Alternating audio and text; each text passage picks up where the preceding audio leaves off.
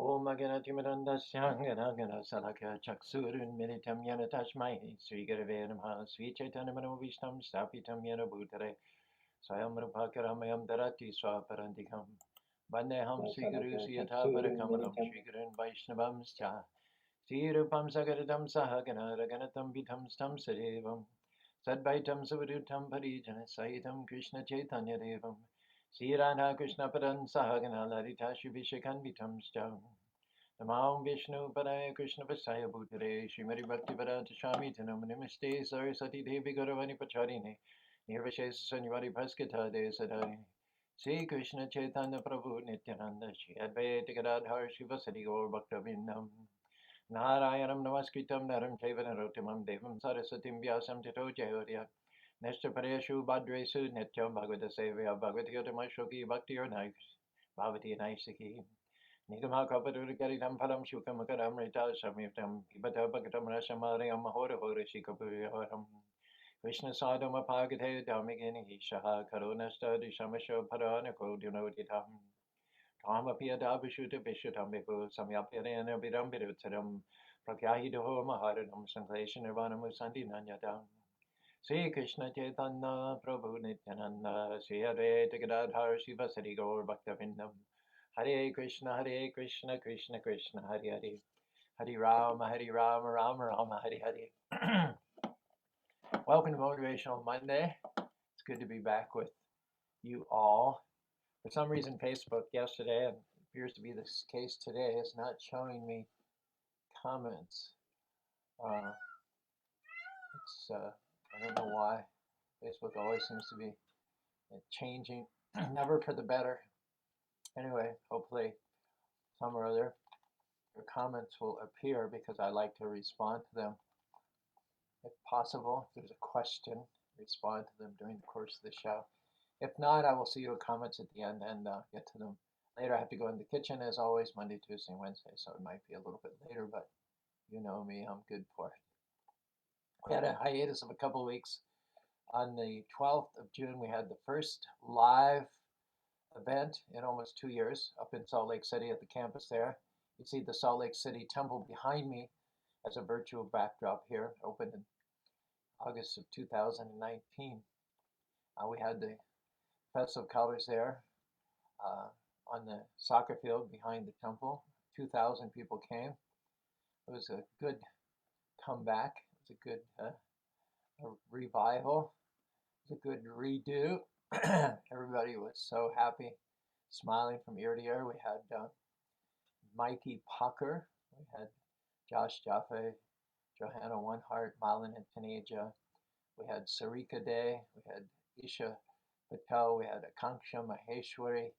We had Jai Krishna and the Ananda Group Band. We had TK, the non-rock band. And from 11 in the morning till 5 at night, the sounds of the holy name wafted over the suburban area of Mill Creek in the greater metropolitan area of Salt Lake City.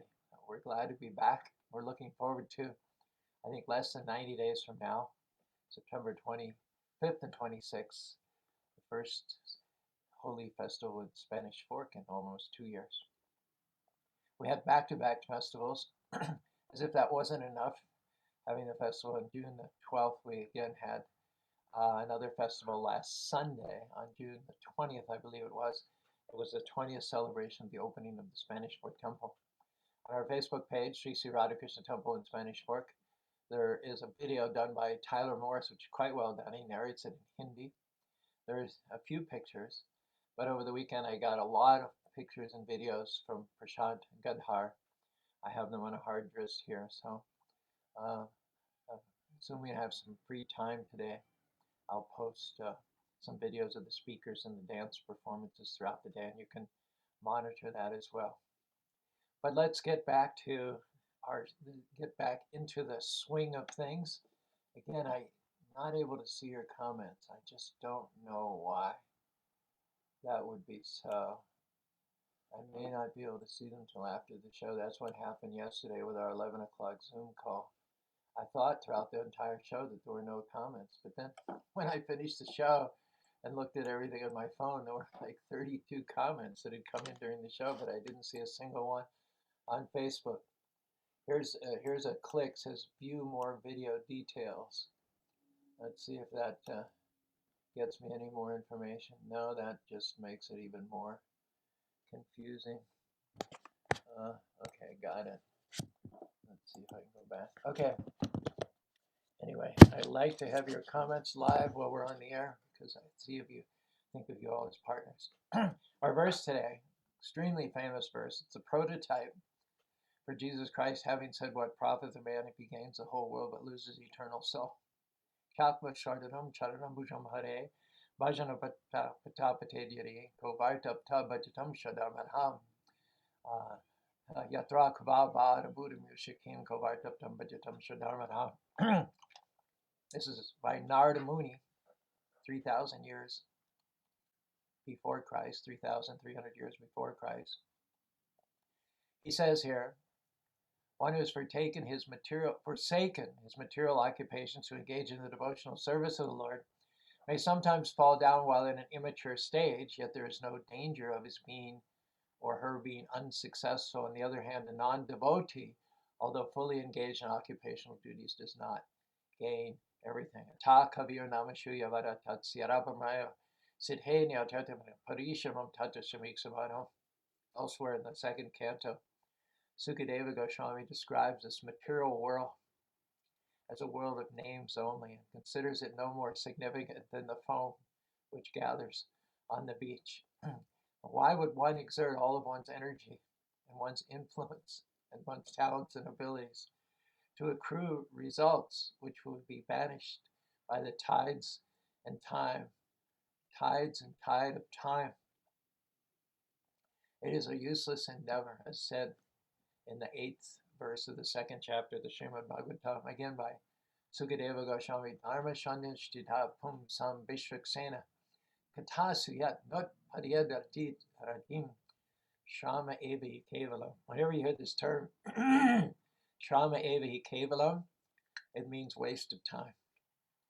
Sukadeva Goswami says the occupational duties that a man performs according to his position, Varna and Ashrama. There are the Brahminical class of duties for those who are intelligent, include teaching, medicine also. There are the administrative, the Kshatriya duties. Samodamota Pasocham Santareva Gyanam Beganam Kajgat Krishi Garakshavani Sham Vaisha Karmashu Paryachadra Sudashapi.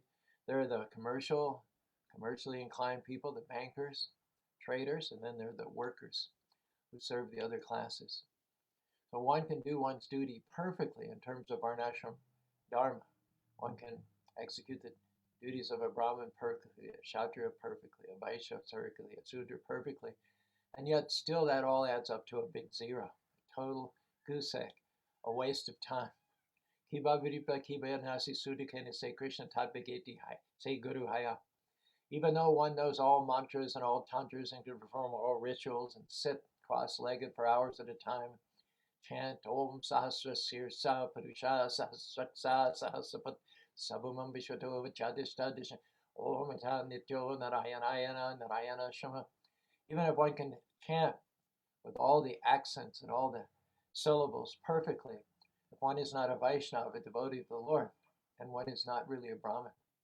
On the other hand, should one be unable to chant perfectly all the Vedic mantras and do the rituals, if one is devoted heart and soul to the lotus feet of Lord Krishna, then one's life is successful. Kim pramata shabahupiya prokshaya param mahortam biditam adate gadapadam.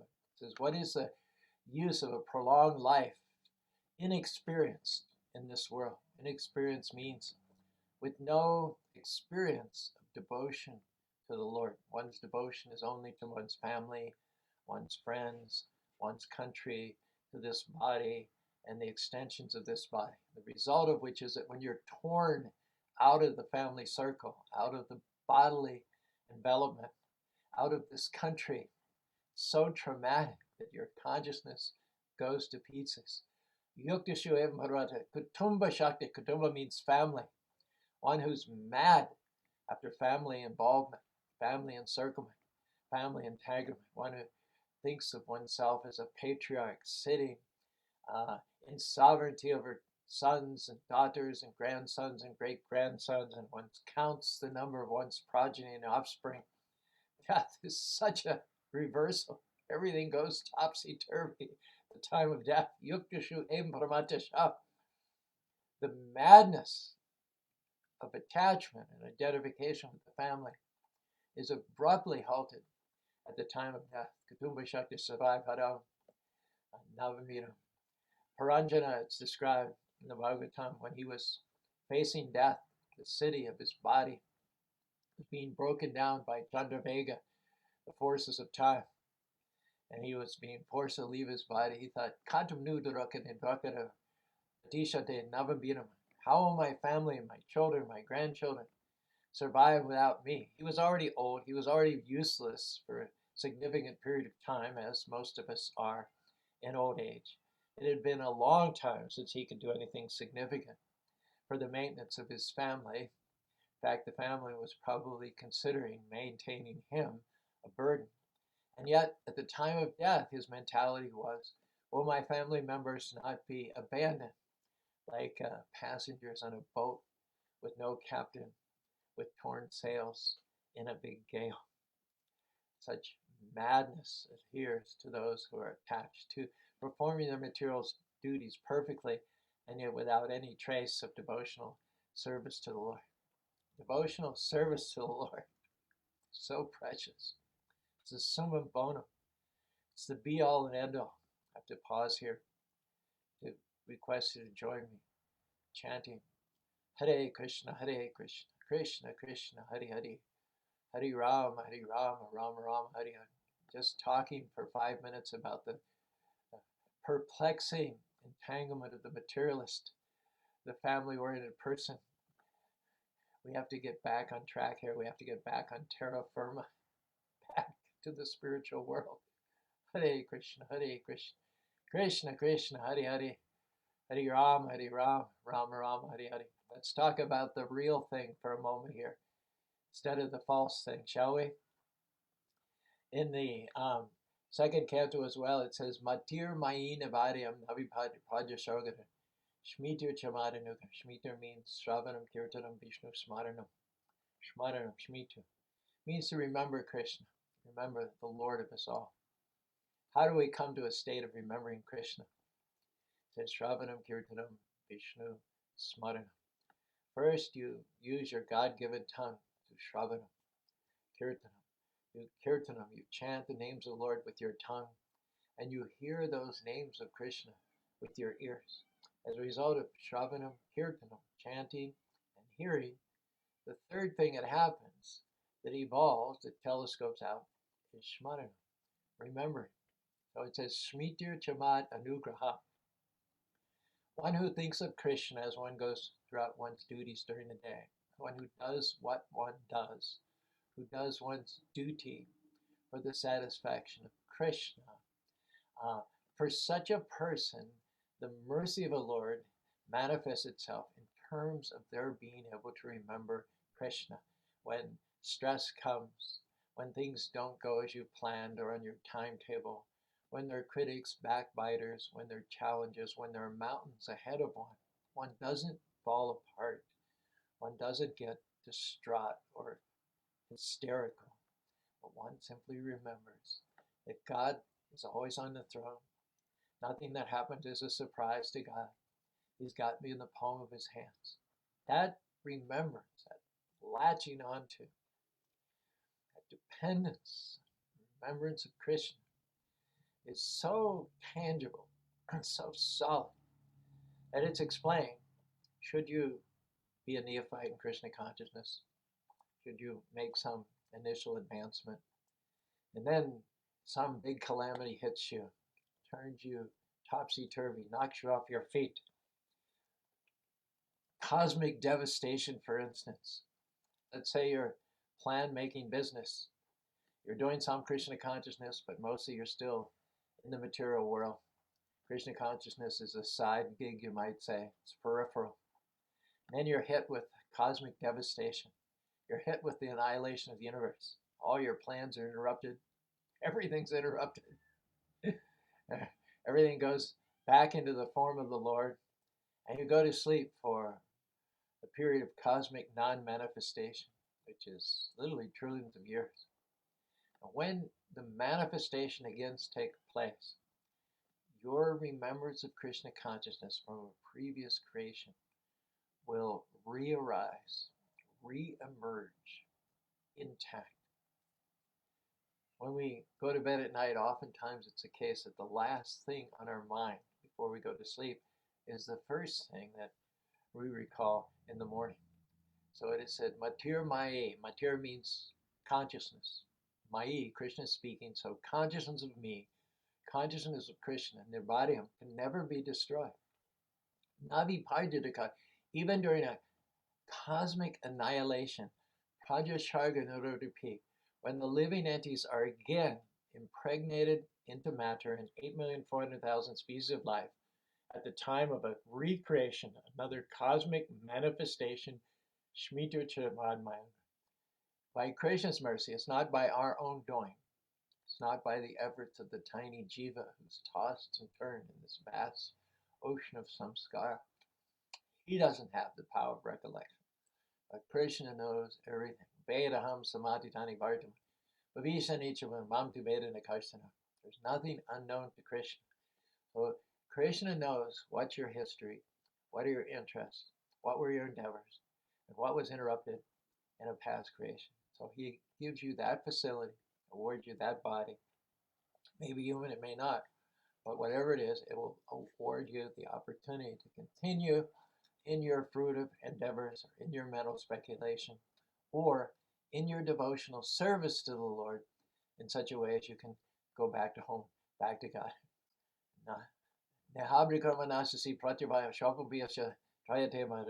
Even a little advancement, what to speak of being perfect, mature in Krishna consciousness. Even a little advancement in Krishna consciousness, saves one from the greatest danger. Therefore, it is stated in the 6th canto of the Srimad Bhagavatam. The 6th canto is largely about atonement. We all mess up. We all make mistakes. Krishna has provided a system of atonement called prayaschitta, whereby we can wipe the slate clean, pick ourselves up, and start anew.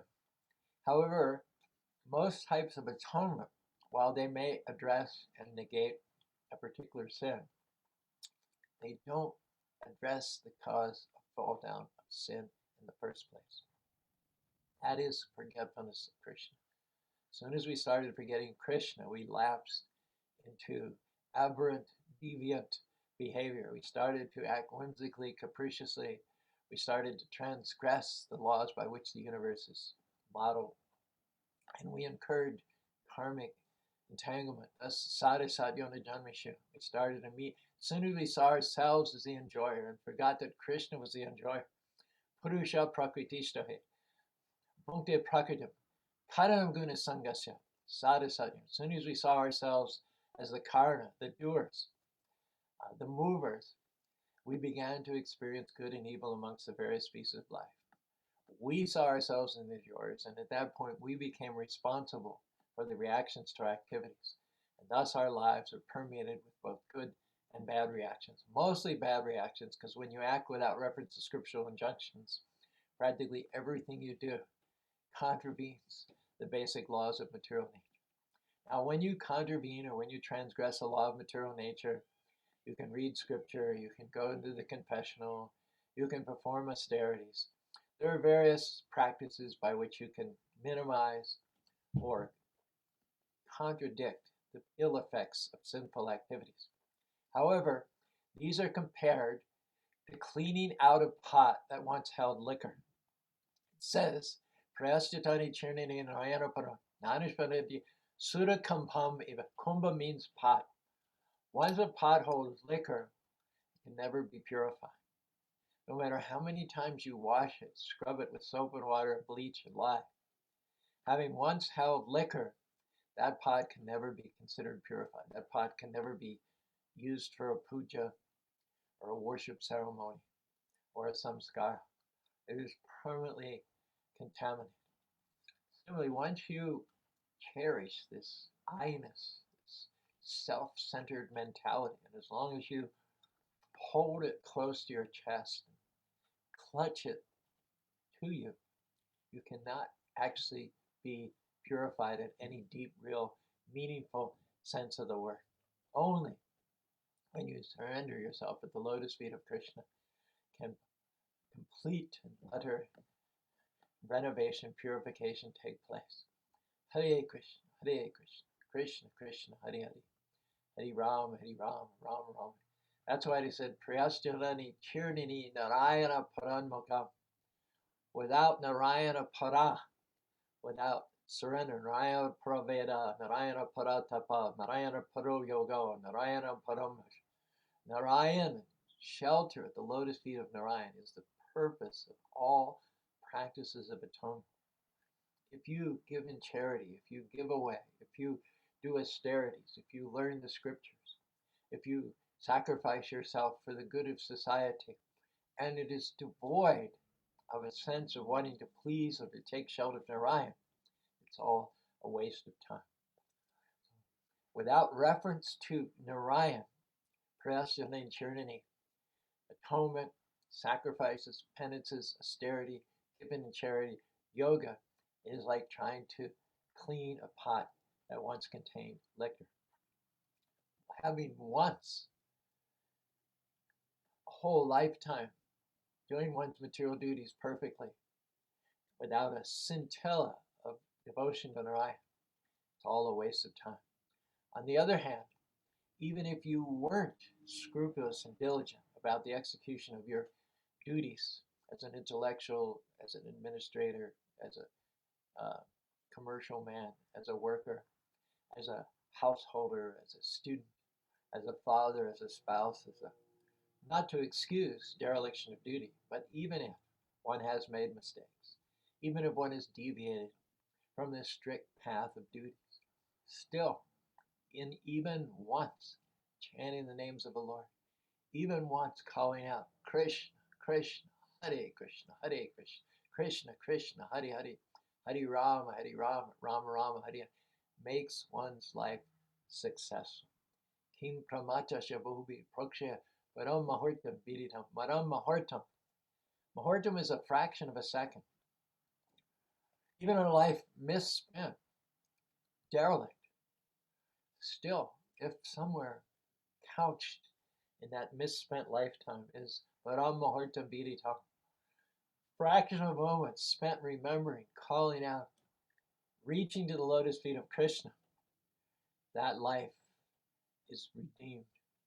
That life is valuable. There's some traction there from which one can elevate to devotional service. And whenever one resumes, Tatra Tam Buddhi Samyogam Labate Pudvyam Labate, whatever assets in devotional service one has attained, previous in this life, even last life, or even last creation, says that is not eroded. Tatra Tam Buddhi Labate Yatatoja.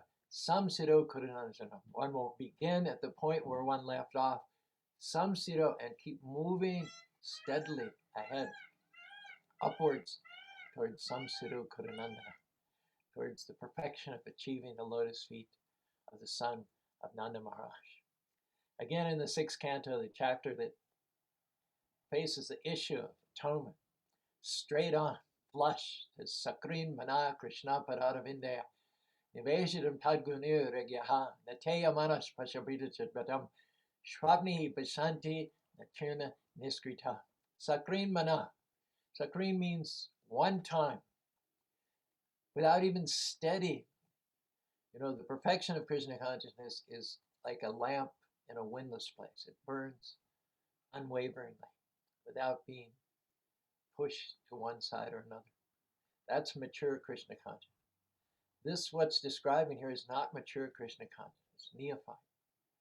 At one time, for one reason or another, not as a fruit of pure devotion or a lifetime of practicing bhakti, but just getting into trouble. And most likely it's one's own doing. It's one's own karma coming back to haunt one. But one resorts to the shelter of Krishna rather than to one's own ways and means. Sakrin Mana, if you just think of Krishna one time, Padarabandhu, take shelter at his lotus feet, in full surrender, Niveshita Tadgunir Yagiri Ha, you're completely freed from all sinful activities. You're freed from more sinful activities than you can possibly commit in the rest of this lifetime. One recitation, one Hare Krishna, one Lord, I am yours. Please help me to surrender to you. Frees you from more sins than you can commit. Such a powerful process. It says Nate Yamanas Prashabrita, but Yamaraj has his danda. Naham Vishamkesa Raja. He has his danda. Danda means stick, and it also means punishes. After the expiration of this lifetime, souls go to the abode of Yamaraj, the Lord of Death. He's also called the Lord of Justice. Krishna says, Nadate Kashirpam Nachaiva Agyanam Tanamyanti.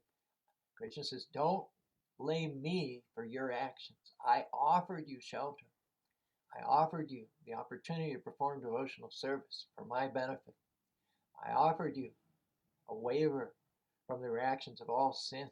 I offered you a process to get out of the entanglement of material nature and come back to home, back to God, where life is eternal, full of bliss and knowledge. But you ignored it.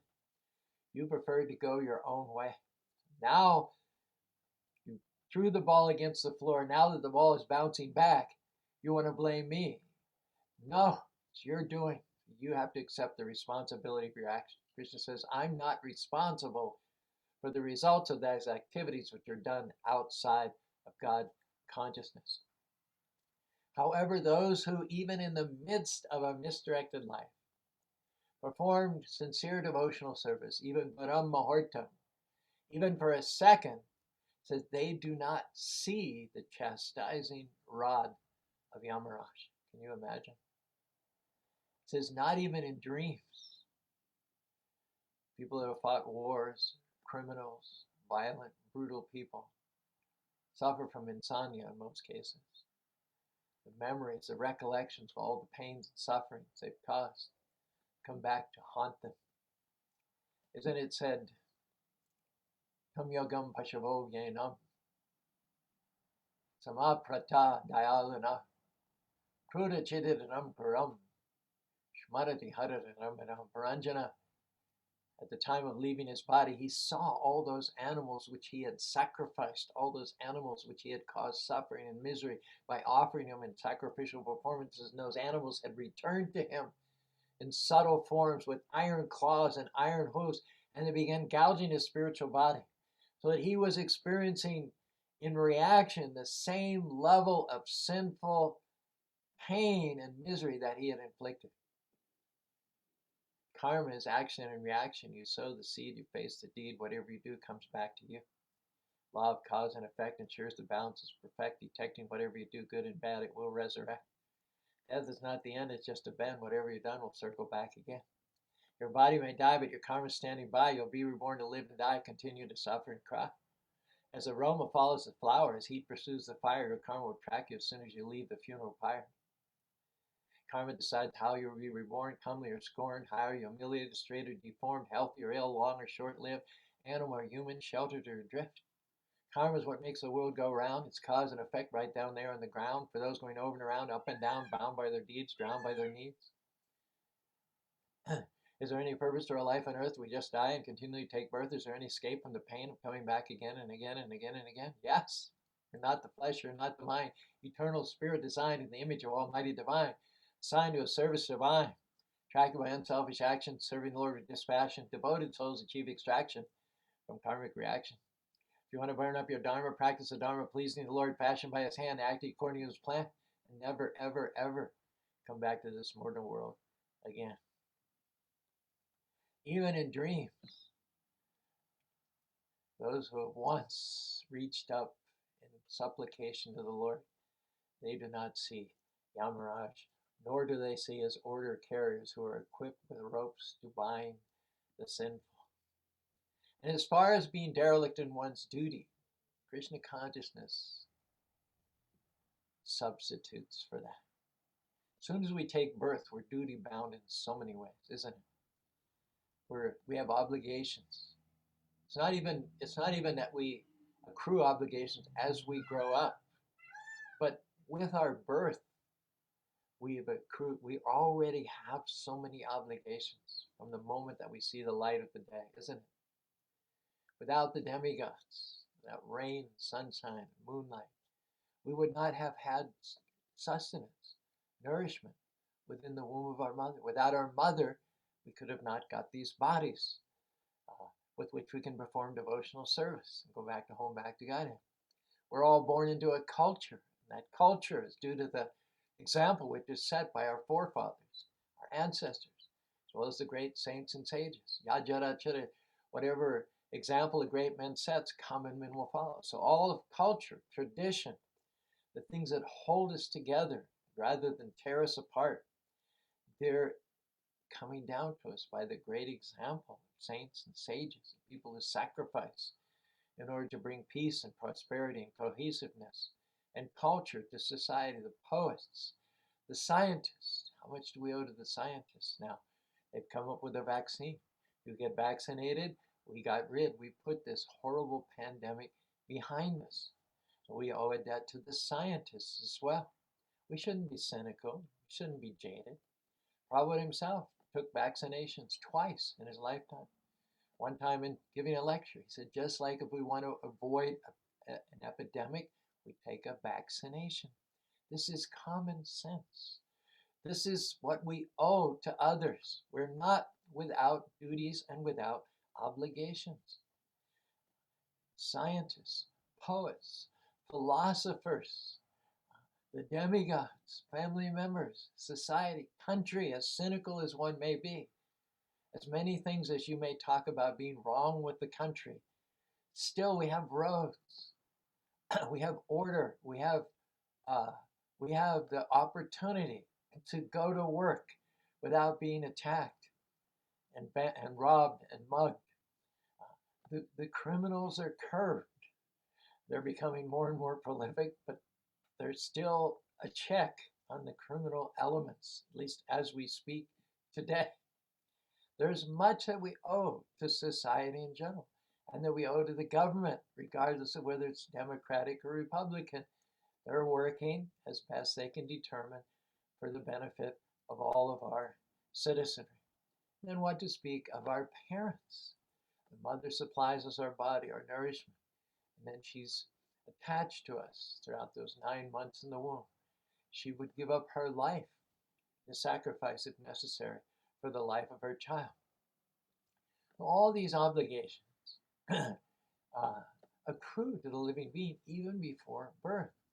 And if one neglects those obligations, then one becomes thoroughly condemned by the parents, by the demigods, by the scientists, by the great sages and philosophers, and those who have passed down the richness of our culture to us. But it just so happens that if one surrenders oneself in the service of the Lord, even if it's due to some temporary immature sentiment, and in the long run, he relapses, he does some devotional service, he takes a few baby steps in devotional service.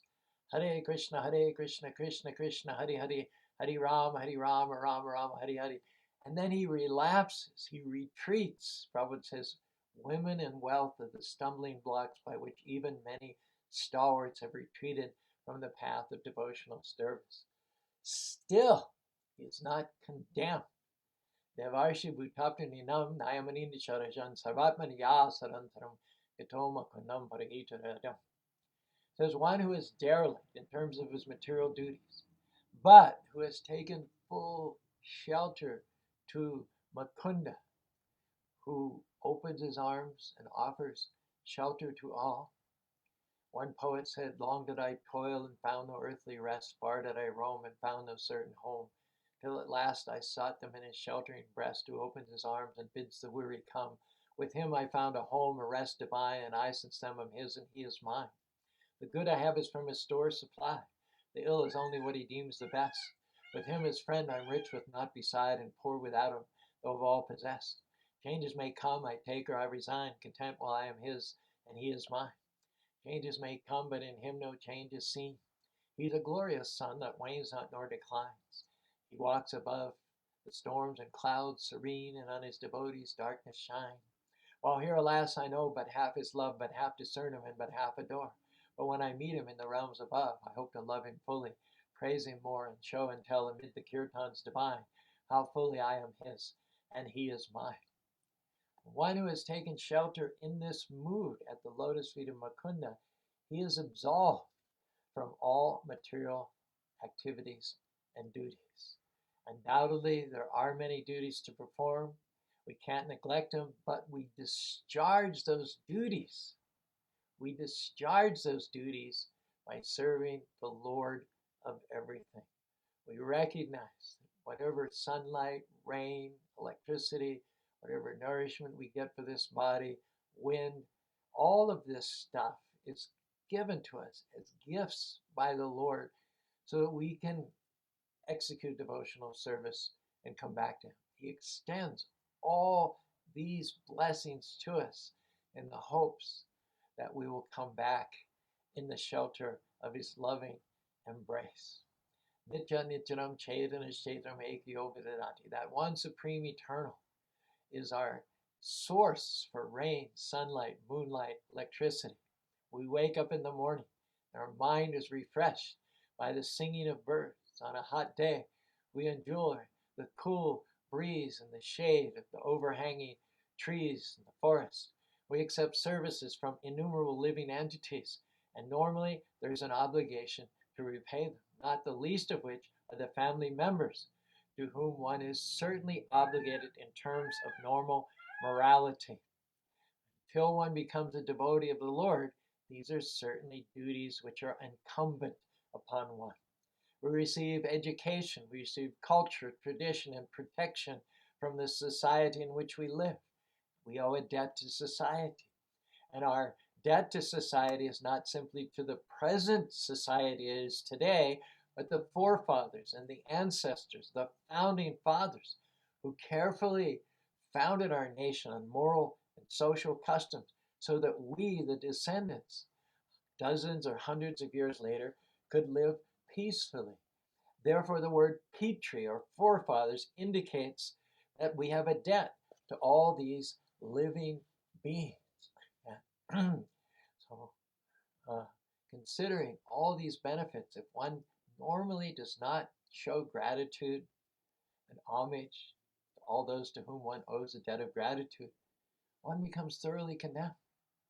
Eastern Bogani Bodeva Dasyanti Terdatanapada Yobukta Stena Evacha says one is supplied so many blessings every single day by the demigods who are representative of the Lord, by the parents, by the society. And one who enjoys those blessings, who takes them for granted, who accepts them as one's due, is thoroughly condemned. Ishtan Bogani Bodha Dasyanti who sees himself as the entitled one, as the enjoyer, as the mover, as the doer, is thoroughly condemned. A cloud hangs over such a person, just like a cloud hangs over a criminal. He may be driving in his car, he may be eating in a restaurant, he may be playing golf, he may be at an amusement park, but there's always a cloud over him because of his past sinful activities. He's always in apprehension, anxiety, and stress, thinking that at any moment the detective may identify me as the wrongdoer, come hit me over the head, put me in handcuffs, and drag me off to jail. One cannot perform sinful activities. One cannot neglect one's duties in society without going around with a dark cloud over one's head. This is not a path to social happiness. Taking the property of God and assuming it as one's own property. Said we shape ourselves the joys and fear of which the coming life is made, and fill our future's atmosphere with sunshine or with shade. The tissue of the life to be we weave in colors all our own, and in the field of destiny we reap where we have sown. So we'll end on this note, and tomorrow we'll give some practical stories and examples of people who may have been criticized in the public eye for being less than ideal proponents of society, friendship, family, love, parental affection.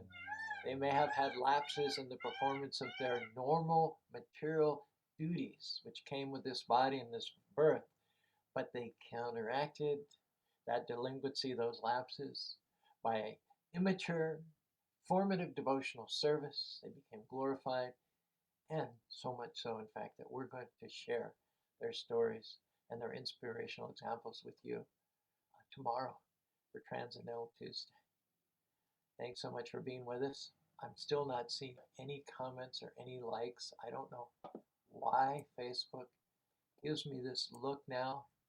It's a bit daunting, I'll tell you, because I love to see your comments come up. I love to see your likes and your little hearts and everything. And if there's a question, I love to address that during the course of our live broadcasts.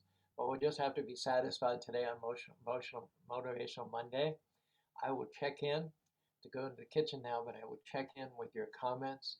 I will tell you now, I love the fact that you like and you respond and you interact with us. Do so now in the few seconds we have before we log off, if you don't mind. And I will get back to you with the answer to your questions or acknowledgement of your comments or your likes. Appreciate your being with us. Appreciate your patience during the time when we were recovering from 2 back-to-back festivals. We'll be together for some time now in the foreseeable future. The only hiatus I can see is my having to go out and put up posters for a couple days in the area to advertise the forthcoming Festival of Colors, September 25th, 26th in Spanish Fork, Utah. That's it for Motivational Monday. Thank you. I will be in touch with each and every one of you who comes on the radar later on today. Until then, always remember Krishna, never forget him. Hare Krishna, Hare Krishna, Krishna Krishna, Hare Hare, Hare Ram, Rama Rama, Hare Hare. Felt so good, we're going to do it once more. Hare Krishna, Krishna Krishna, Hare Hare, Hare Ram, Rama Rama,